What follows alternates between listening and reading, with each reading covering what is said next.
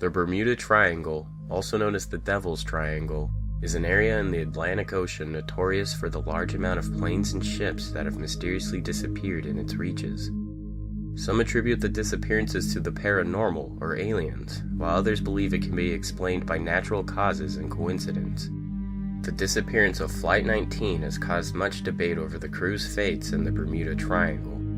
On December 5, 1945, 5 TBM Avenger torpedo bombers disappeared while on a training mission from Naval Air Station Fort Lauderdale, Florida. The flight leader was United States Lieutenant Charles Carroll Taylor, who had about 2,500 flying hours, mostly in aircraft of this type, while his trainee pilots had 300 total and 60 flight hours in the Avenger. No one is certain what happened exactly, but some experts believe that Lieutenant Taylor became confused and disoriented during the training flight and mistook the islands they were flying over as the Florida Keys to the south, when they were actually over a stretch of islands to the east of Fort Lauderdale that Taylor mistook for the Florida Keys. After Taylor reported that Flight 19 was suffering compass malfunctions and he thought their location was over the Florida Keys, he was instructed to fly north towards Fort Lauderdale. If Flight 19 was over the islands to the east, then flying north would have taken them out to open seas instead of towards Florida. The control tower informed Taylor that he could not be over the Florida Keys since the wind that day did not blow that way. Some of his teammates believed that their compass was working, so Taylor set a course northeast according to their compass, which would take them to Florida if they were in Key West.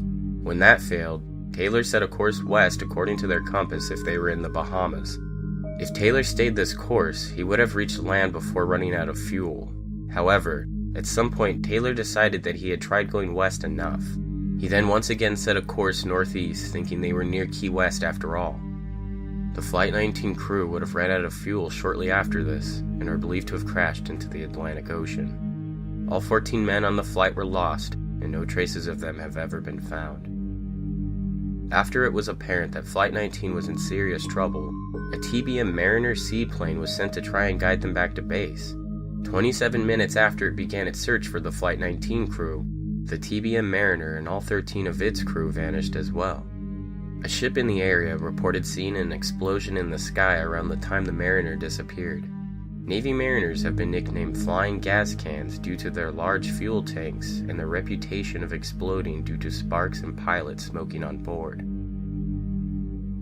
There are many ships and sailors that have disappeared in the Bermuda Triangle.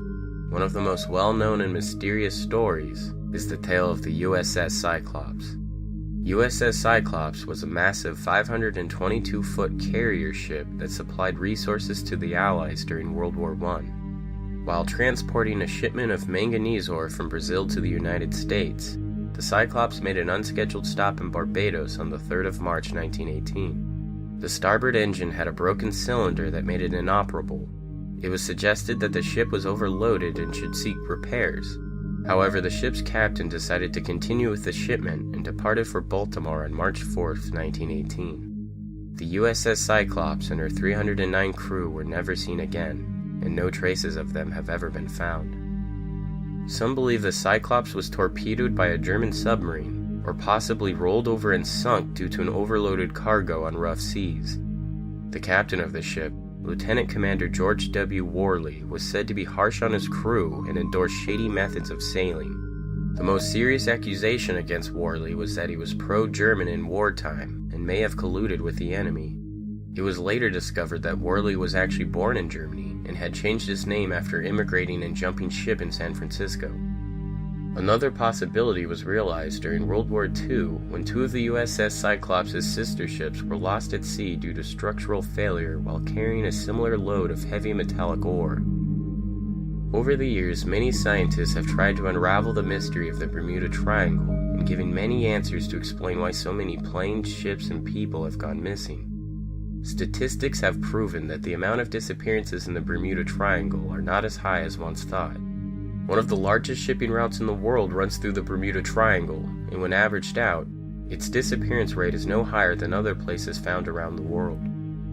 To explain the lack of debris found, it was theorized that strong Gulf Stream currents could move and scatter wreckage in a short amount of time. This, combined with some of the deepest marine trenches in the world, could make it extremely difficult to find evidence, as it may be in pieces all across the ocean. Another popular theory is that large pockets of methane lie under the ocean floor and get released in events such as earthquakes.